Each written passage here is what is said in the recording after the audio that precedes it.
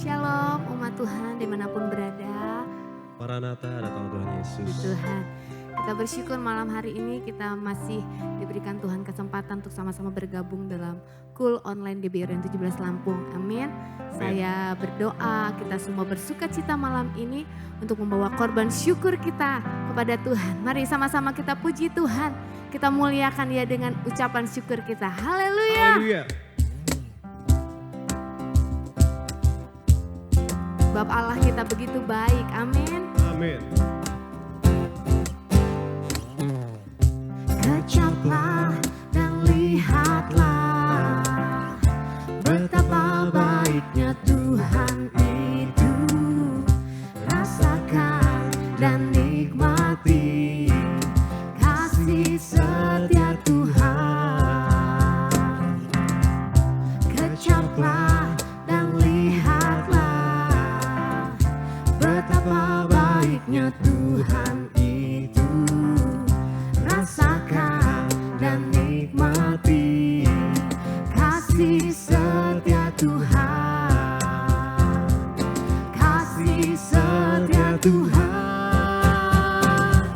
Syukur bagimu Tuhan. Segala hormat bagimu Tuhan. Allah yang mengasihiku. Allah yang memeliharaku selamanya. Haleluya. Sungguh Tuhan kita amat baik. Amin. Amin. Sama-sama. Kecaplah dan lihatlah betapa baiknya Tuhan itu. Rasakan dan nikmati kasih setia Tuhan. Kasih setia Tuhan.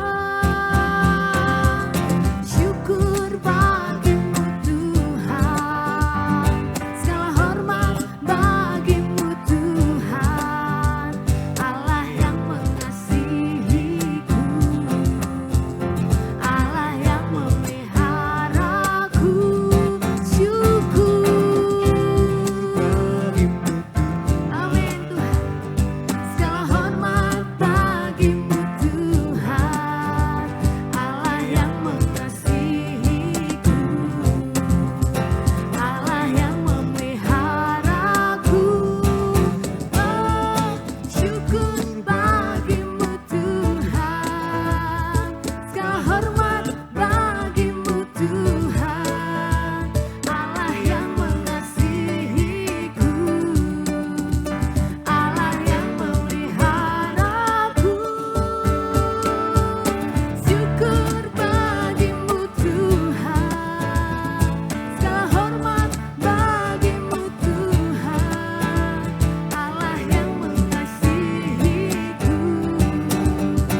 Allah yang memeliharaku selamanya. Katakan selamanya. Selamanya. Sekali lagi dengan iman. Selamanya. Haleluya. Haleluya. Mari Bapak Ibu Saudara kita menyembah Tuhan malam hari ini. Lebih lagi kita mau membawa korban syukur kita kepada Tuhan. Karena begitu banyak yang sudah Tuhan lakukan di dalam hidup kita.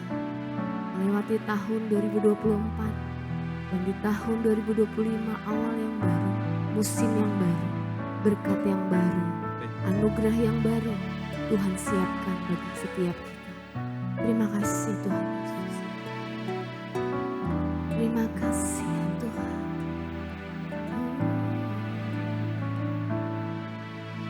Saat ku masuk ke hadirat-Mu, ku tersungkur dan sembah-Mu. Ku persembahkan korban syukurku yang terbaik bagimu. katakan saat ku masuk ke hadirat-Mu. Saat ku masuk ke hadirat-Mu, ku tersungkur dan sembah-Mu. Ku persembahkan korban syukurku yang terbaik bagimu.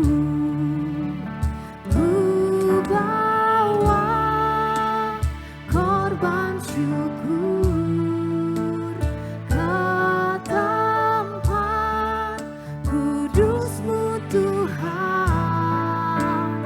Hatiku limpah dengan syukur, sebab Tuhan baik selamanya. Ku bawa korban syukur ke tempat kudus-Mu Tuhan. Hatiku limpah dengan syukur, sebab Tuhan baik. Oh, sebab Tuhan baik. Mari masuk hadirat Tuhan lebih lagi. Saat ku masuk ke hadirat-Mu, ku tersungkur dan sembah-Mu. Ku persembahkan korban syukurku yang terbaik bagimu. Ku bawa korban syukur ke tempat kudus-Mu Tuhan. Hatiku limpah dengan syukur, sebab Tuhan baik selamanya. Selamanya ku bawa korban syukur ke tempat kudus-Mu Tuhan. Hatiku limpah dengan syukur, sebab Tuhan baik. Oh, sebab Tuhan baik. Mari sama-sama kita sembah Tuhan Yesus.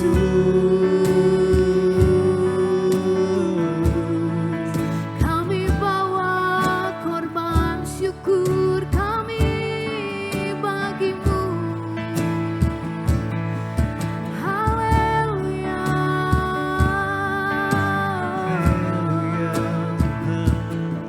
Terima kasih Tuhan.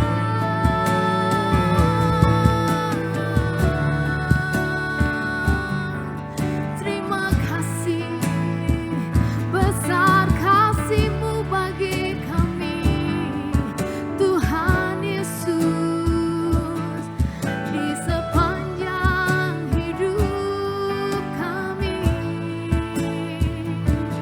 Terima kasih Yesus.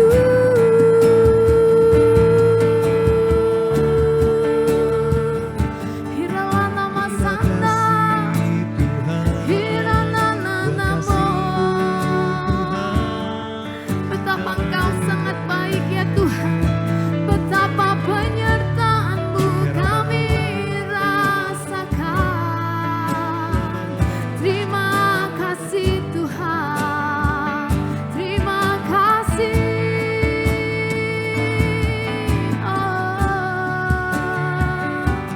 Inilah korban syukur kami di hadapan-Mu ya Tuhan. Yes.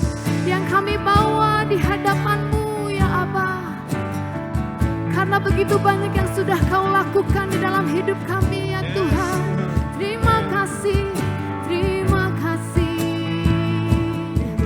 Haleluya. Mari sama-sama katakan, ku bawa korban syukur ke tempat kudus-Mu Tuhan. Hatiku limpah dengan syukur, sebab Tuhan baik. Katakan selamanya. Selamanya Ku bawa korban syukur ke tempat kudus-Mu Tuhan. Hatiku limpah dengan syukur, sebab Tuhan baik. Oh, sebab Tuhan baik. Oh, sebab Tuhan baik.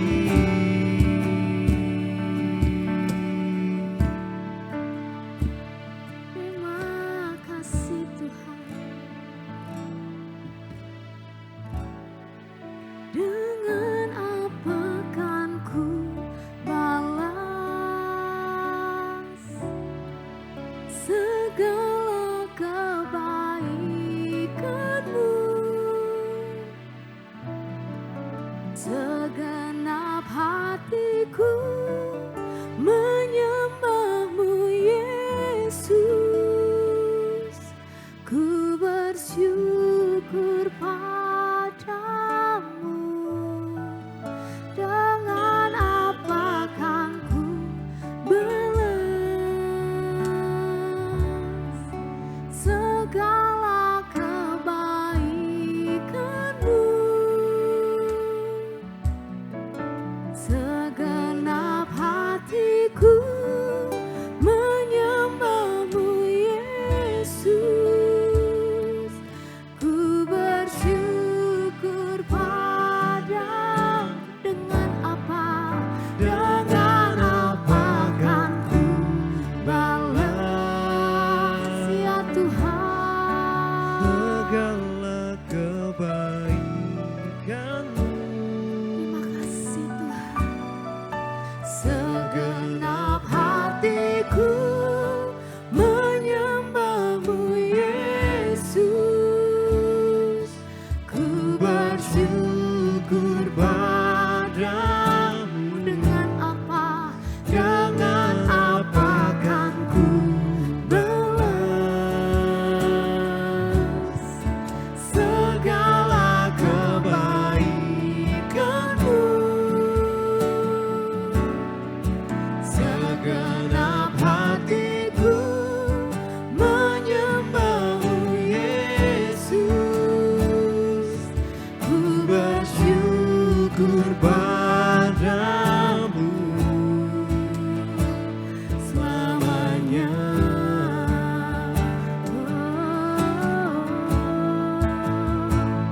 Selamanya.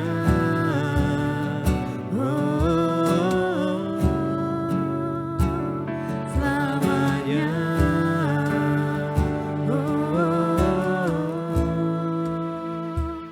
Selamanya.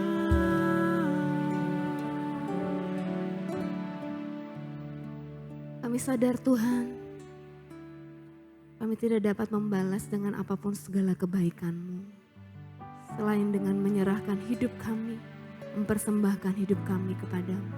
Malam ini Tuhan, Engkau yang berperkara atas kami. Terima kasih Tuhan Yesus. Dalam nama Yesus kami bersyukur. Haleluya. Shalom Bapak Ibu yang dikasihi oleh Tuhan Yesus. Selamat kembali bergabung di ibadah online KUL GBI Rayon 17. Kami dengan penuh sukacita kembali menyambut Bapak Ibu. Dan kami juga senantiasa berdoa biarlah damai sejahtera Tuhan Yesus selalu memelihara hati dan pikiran kita sekalian. Nah, Bapak Ibu yang dikasihi Tuhan Yesus, adapun tema pada hari ini adalah jagalah tuaianmu. Jagalah tuaianmu. Nah, satu pertanyaan buat kita semua.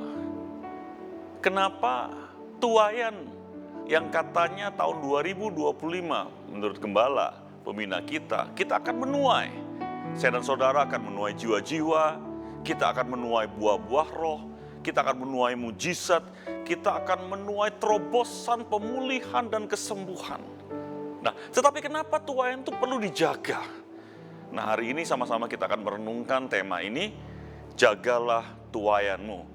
Yuk, mari sama-sama kita buka Alkitab kita yang terambil dari kitab Injil Matius, pasalnya yang ke-13, kita akan lihat ayat ke-25 sampai ayat yang ke-26. Pasal ke-13 ayat 25 sampai ayat yang ke-26. Yuk, saya akan bacakan buat kita semua. Demikian bunyi firman Tuhan. Tetapi pada waktu semua orang tidur, datanglah musuhnya, menabur benih lalang di antara gandum itu, lalu pergi. Ketika gandum itu tumbuh dan mulai berbulir, nampak jugalah lalang itu. Amin. Nah, Bapak Ibu yang dikasihi Tuhan Yesus, dari firman Tuhan yang kita baca, ternyata selain benih yang Tuhan berikan, di mana benih itu tumbuh dan mulai berbuah, ternyata pada saat yang bersamaan, ada satu tanaman lain yang bernama lalang atau alang-alang yang ikut tumbuh. Nah, Bapak Ibu yang dikasihi oleh Tuhan Yesus, saya dulu sekolah di pertanian dan kemudian juga bekerja di pertanian sudah sekitar 36 tahun. Nah, dari sekian tahun bekerja di bidang pertanian, saya melihat bahwa ternyata hasil produksi atau hasil tuaian atau hasil panen itu memang dipengaruhi oleh beberapa hal. Tetapi salah satu yang terpenting, yang sangat mempengaruhi hasil panen, itu adanya tumbuhan pengganggu atau yang kita kenal sebagai gulma. Nah, gulma ini waktu dia tumbuh dan tidak terkendali, maka hasil panen yang kita harapkan itu bisa turun, bahkan bisa hilang setengah, bahkan lebih dari setengah. Nah, dari macam-macam tumbuhan pengganggu, ada macam-macam jenis. Yang paling berbahaya itu adalah lalang atau alang-alang. Kenapa alang-alang ini berbahaya? Karena ternyata alang-alang ini meskipun kelihatannya seperti tanaman-tanaman atau tumbuhan yang lain, sepertinya normal-normal saja. Tetapi di bawah permukaan tanah, alang-alang ini ternyata agak berbeda dengan tumbuhan pengganggu yang lain. Alang-alang ini dia akan mengeluarkan satu zat beracun yang namanya alelopati. Nah, zat beracun ini waktu keluar, memang zat alelopati atau zat racun ini tidak akan mengganggu alang-alang yang lain. Tapi zat beracun ini akan membunuh, akan melemahkan tanaman-tanaman yang lain. Sehingga misalnya satu alang-alang, satu kelompok alang-alang, satu rumput alang-alang dia bertumbuh, dia akan mengeluarkan racun. Sehingga tanaman-tanaman yang terdekat di sekitarnya mulai lemah dan mati. Nah, waktu tanah-tanah yang ada, yang dulu ditanami oleh tanaman yang kemudian mati karena racun alang-alang, maka di tanah tersebut akan tumbuh alang-alang baru. Sehingga racunnya tambah lama, tambah banyak, tambah banyak, tambah banyak. Sehingga kalau kita lihat alang-alang akan bertumbuh dari mungkin 1 meter persegi menjadi 2 meter persegi, menjadi 3 meter persegi, menjadi 10 meter, bahkan 100 meter. Dan saya pernah dengan mata saya sendiri melihat bahwa ada satu tempat mungkin lebarnya berkilo-kilometer, semua isinya alang-alang. Dulu mungkin ada banyak tanaman, tapi karena racun alang-alang yang dikeluarkan, maka tanaman yang lain mati. Nah, firman Tuhan kenapa pakai alang-alang? Karena kalau kita tidak hati-hati, alang-alang yang kita biarkan tumbuh dalam hati kita akan memunahkan, akan membunuh semua benih-benih yang ada, termasuk benih firman Tuhan, benih-benih janji Tuhan, itu akan mati karena racun yang dikeluarkan oleh alang-alang. Dan hari ini secara cepat kita akan belajar ada 3 macam alang-alang yang kita harus waspada, yang kita harus jaga. Supaya nanti pada waktunya kita akan menuai. Nah, alang-alang yang pertama adalah alang-alang iri hati. Nah, Bapak Ibu yang dikasihi Tuhan, iri hati itu adalah satu sikap orang yang tidak suka melihat orang lain dipuji, orang lain dikagumi lebih daripada kekaguman dan pujian kepada diri kita. Nah, satu ketika Raja Saul lagi duduk-duduk di istananya, tiba-tiba dia dengar suara yang ramai. Rakyat berteriak-teriak, lalu dia keluar, ada apa? Dari balkon istana dia lihat, oh rakyat lagi sukacita, kenapa? Daud yang satu menjadi panglima perang berhasil memenangkan peperangan. Lalu bawa tawanan, bawa harta yang begitu banyak. Dan mulai terdengar rakyat mulai nyanyi bersaut-sautan. Dikatakan bahwa rakyat mulai teriak-teriak nyanyi dan dikatakan, Saul membunuh beribu-ribu musuh. Wah, Saul bangga. Satu orang membunuh ribuan musuh, dia bangga. Tapi betapa terkejutnya Saul waktu kemudian rakyat menyambung lagu ini dengan mengatakan, tetapi Daud itu membunuh puluhan ribu musuh. Saul kemudian begitu kecewa, dia melihat, loh, Daud ini kan menantuku. Daud ini kan jauh lebih muda dari aku. Daud ini kan aku pungut dari keluarga biasa menjadi keluarga kerajaan. Kenapa sekarang dia yang jauh lebih rendah dari aku, dia yang jauh lebih muda dari aku, dikagumi, dipuji dengan pujian yang lebih tinggi dari aku? Maka mulailah benih lalang iri hati ini masuk ke dalam hati Saul. Dan benih ini ternyata bertumbuh terus. Kelihatannya biasa-biasa, tetapi di dalam hati Raja Saul mulai tumbuh kebencian, kemarahan. Dan mulai dia berbuah. Dengan cara tiba-tiba Saul ambil tombak dan lemparkan itu ke Daud. Saul yang tidak punya hubungan yang tidak baik dengan Daud, tiba-tiba berubah menjadi Saul yang jahat yang ingin bunuh Daud. Dan tidak sekedar itu, waktu Daud sudah melarikan diri, Saul pakai pasukannya untuk kejar, untuk bunuh. Lebih dari itu lagi, satu ketika Daud sampai ke kota yang namanya Nob. Di sana dia ditolong karena berhari-hari dia nggak makan, dia kelaparan, dia ditolong. Apa yang terjadi? Seorang Saul yang dulunya takut akan Tuhan, tapi karena hatinya mulai dikuasai oleh iri hati. Akhirnya apa? Dia tega membunuh ribuan orang, termasuk imam-imam yang ada di sana. Alang-alang iri hati. Waktu dia menguasai hati kita, tidak ada yang disisakan. Akhirnya apa? Hidup Saul yang harusnya menjadi raja, keturunannya menjadi raja, akhirnya hilang. Saul bunuh diri, anak-anaknya meninggal. Hati-hati, Saul tidak panen apapun dalam hidupnya. Dia tidak menuai apapun dalam hidupnya. Kenapa? Dia tidak berjaga-jaga sehingga waktu alang-alang, lalang iri hati masuk dalam hatinya. Dia tidak segera cabut, dia biarkan berakar menjadi kebencian, menjadi kemarahan. Akhirnya menjadi berbuah pembunuhan demi pembunuhan. Hal pertama yang kita harus waspada, kalau tahun ini saya dan saudara mau menuai, hati-hati dengan alang-alang iri hati. Yang kedua, apa alang-alang yang kedua? Nah, alang-alang yang kedua adalah alang-alang kepahitan. Nah, Bapak Ibu, selama saya dan saudara masih hidup dengan sesama kita, masih berinteraksi dengan saudara kita, dengan keluarga kita, maka pasti yang namanya kecewa, yang namanya tersakiti, yang namanya terlukai, itu pasti terjadi. Nah, saya mau ceritakan tentang Yusuf. Jadi Yusuf ini, satu ketika disuruh papanya untuk bawa makanan kepada kakak-kakaknya, karena kakak-kakaknya sudah berbulan-bulan tidak pulang, karena mereka sedang menggembalakan domba yang jumlahnya mungkin ribuan. Sehingga mungkin satu tempat gak cukup mereka harus pindah, satu tempat gak cukup mereka harus pindah.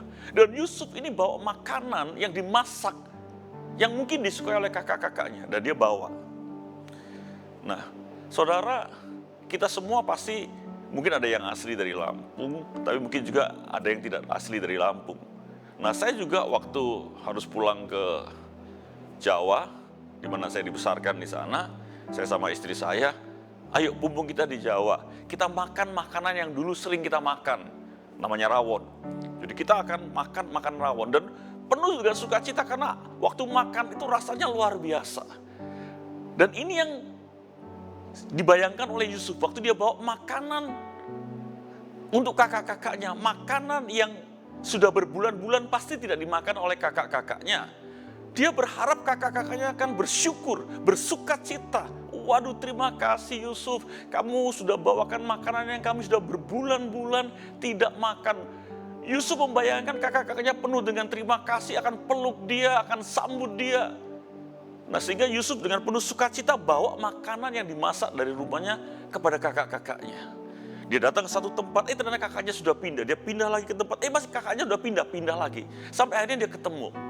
Tapi ternyata apa yang terjadi di luar dugaan dari Yusuf.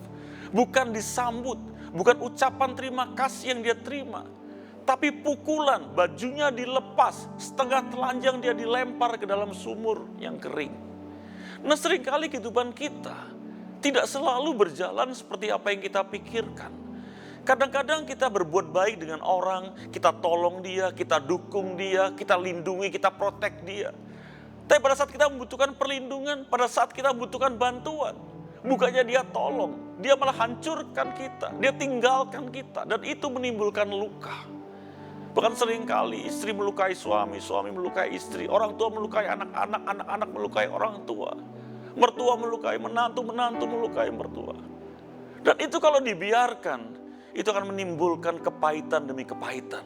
Dan kepahitan yang dibiarkan, itu pasti seperti alang-alang. Dia akan keluarkan zat beracun, yang mungkin sedikit kita nggak merasa, nggak apa-apa kok.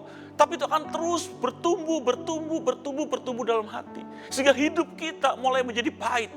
Omongan yang keluar dari mulut kita menjadi pahit. Waktu kita berjumpa dengan orang, omongan kita menjadi pahit. Menjadi tidak menyenangkan, menjadi menusuk, begitu tajam. Hati-hati. Kalau saya dan saudara rindu di tahun 2025 ini untuk menuai apa yang Tuhan janji. Terobosan berkat jiwa-jiwa, buah-buah roh. Hati-hati dengan alang-alang yang kedua, yaitu yang namanya kepahitan. Kepahitan kelihatannya sederhana, tapi waktu ia menguasai seluruh jiwa kita, hati kita, maka kita akan menjadi orang yang pahit.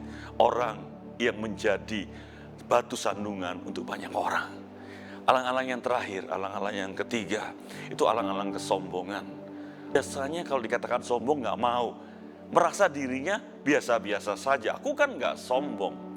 Tetapi ada satu ciri orang yang sombong, yaitu merasa lebih, entah lebih mampu, lebih pintar, lebih cantik, lebih tampan, lebih berpengalaman, lebih tua, pokoknya merasa lebih dari orang lain. Dan itu yang terjadi dengan yang namanya Petrus.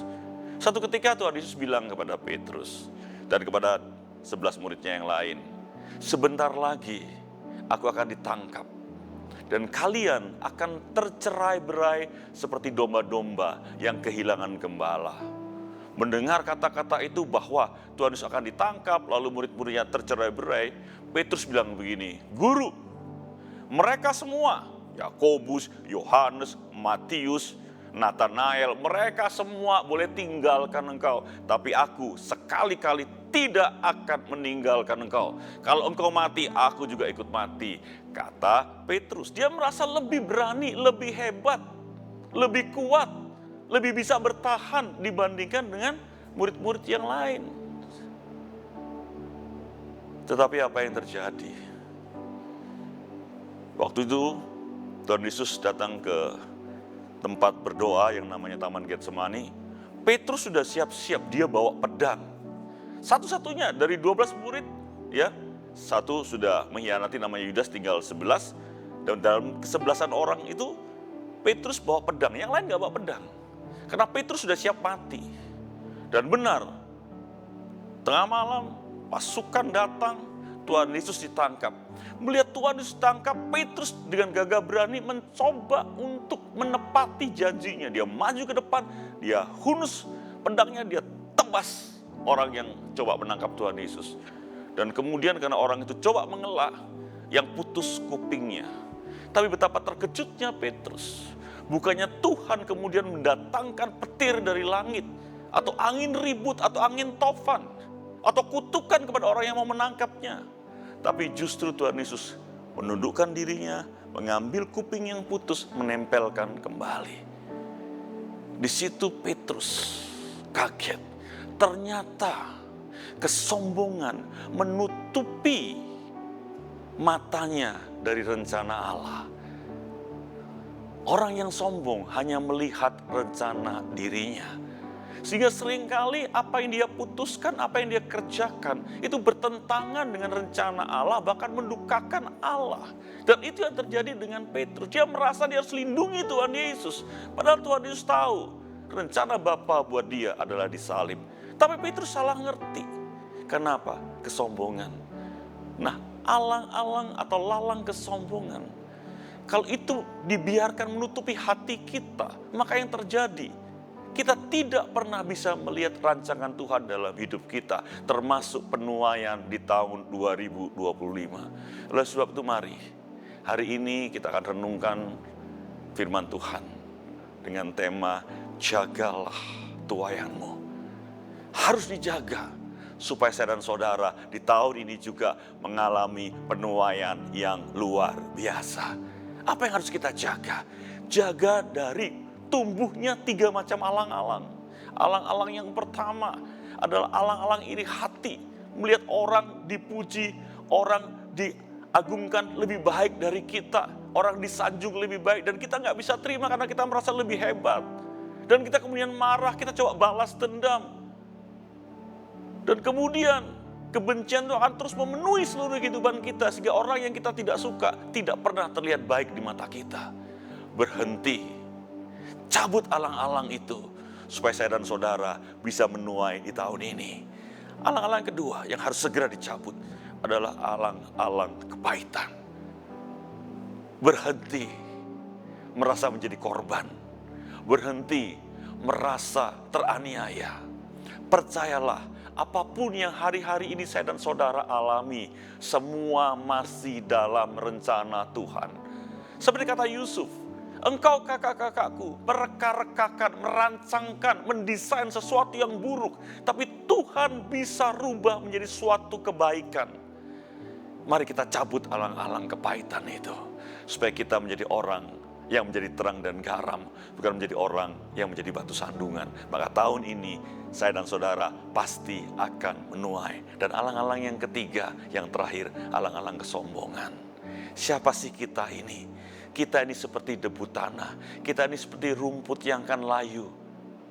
Dan kemudian tempat di mana kita tumbuh tidak akan mengenal kita. Kalaupun kita hari ini diberikan kepercayaan, kekuatan, hikmat, kedudukan, semua sementara. Oleh sebab itu jangan biarkan kesombongan kita menguasai hati kita.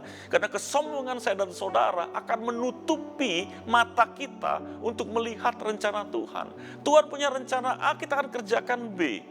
Tuhan mau kita ke kanan, kita akan ke kiri. Kenapa? Yang menuntun kita bukan Tuhan, tapi kesombongan kita. Tapi mari waktu kita cabut kesombongan kita tahu apa yang kita punya, itu karena Tuhan yang percayakan buat kita. Saya percaya tahun ini saya dan saudara pasti akan menuai. Yang setuju boleh katakan amin. Jadi hari ini, mari sekali lagi jagalah tuaianmu. Tuhan Yesus memberkati. Mari kita berdoa. Bapa, terima kasih untuk firman-Mu. Engkau kembali mengingatkan kami untuk berjaga-jaga, untuk jangan lengah. Karena saat kami lengah, si jahat akan menabur benih-benih kesombongan, benih-benih kepahitan, benih-benih iri hati. Dan kalau kami tidak berjaga-jaga, kami tidak membersihkan hati kami, maka hati kami akan dipenuhi dengan 3 hal tersebut. Sehingga benih firman-Mu, benih janji-janji-Mu tidak bisa bertumbuh. Kalau itu tidak bisa bertumbuh, kami tidak mungkin akan menuai. Tapi kami percaya, waktu kami membersihkan hati kami, benih-Mu akan tumbuh. Semakin besar, semakin besar, semakin besar, dan akhirnya berbuah. Dan pada akhirnya kami akan menuai dengan penuh sukacita.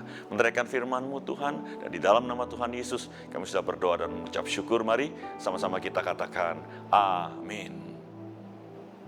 Bapak Ibu yang dikasihi Tuhan Yesus, sebentar kita akan memberikan persembahan kita. Mari kita siapkan yang terbaik untuk Dia. Nah, persembahan bisa diberikan dengan 3 cara. Cara yang pertama, Bapak Ibu bisa scan kris pada layar Bapak Ibu sekalian. Cara kedua, Bapak Ibu bisa melakukan transfer rekening pada nomor-nomor yang ada pada layar Bapak Ibu juga. Dan kemudian cara ketiga, Bapak Ibu bisa memasukkan persembahan Bapak Ibu ke dalam amplop. Dan kemudian Bapak Ibu waktu melewati gereja Bethel Indonesia Malahayati, sempatkan mampir.